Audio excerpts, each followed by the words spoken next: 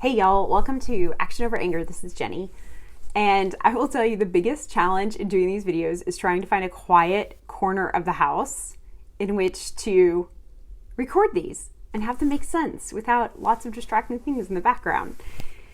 Anyway, I wanted to talk more about engaging locally. So for me, that's Plymouth, Minnesota, and our city council was considering the issue of allowing for 4 chickens and a beehive in the community for every homeowner to be able to have those things. And I felt like this was a great issue to come up, especially in light of last year with the COVID crisis. There actually was a very serious egg shortage. And our community is very interested in protecting nature and having these butterfly gardens and vegetable patches happen in my neighborhood, which is not controlled by an HOA.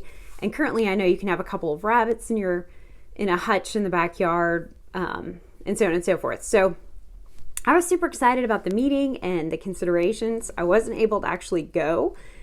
And I contacted the council members, and a councilwoman got back to me, and I just wanted to know, what did y'all decide? And they had decided in favor of the chickens, but against the beehives, which really surprised me. If anything, I figured we would get yes to the hives and no to the chickens. Well, the reason the councilwoman gave for them voting down the beehives was because they only had one person testify on regarding the bees, and it was a self-declared expert. His credentials, if he had them, were not given to the council members.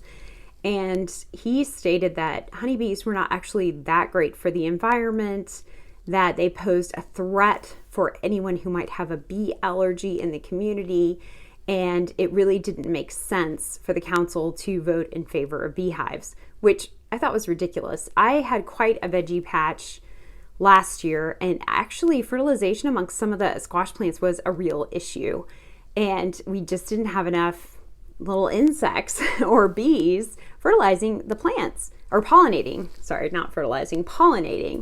the plants. And also, if the city council voted to approve beehives, it isn't as if there would suddenly be hundreds of beehives, sprinkled across all the neighborhoods.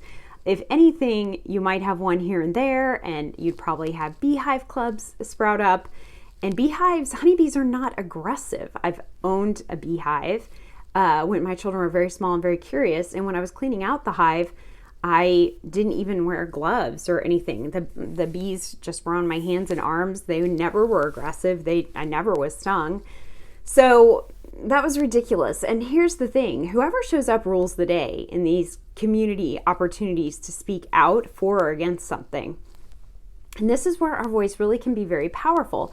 I was talking about this situation with a friend of mine who also lives in the same community. They were over for a little dinner party, and her concern was her neighbors thinking they could have chickens or honeybees because they're in a community in which the houses are huge and the lots are extremely small. But I pointed out repeatedly that there's a very strict HOA in that community, and so you couldn't have honeybees or chickens regardless of what the city council voted on. And that for those of us who choose not to be in an HOA, it's good for us to have the liberty to use our property as we see fit. Now, if you're using your property in such a way that devalues the property next to you or around you, then you are actively stealing from your neighbor because you're eroding the value of their property. And thou shalt not steal is not just a law that governs not taking what isn't yours. You're also supposed to be proactive in protecting your neighbor's property. So you certainly want to be cognizant of that in terms of being a voice for liberty. So it's important to engage the community in these issues. It's important to show up and testify because so few people do.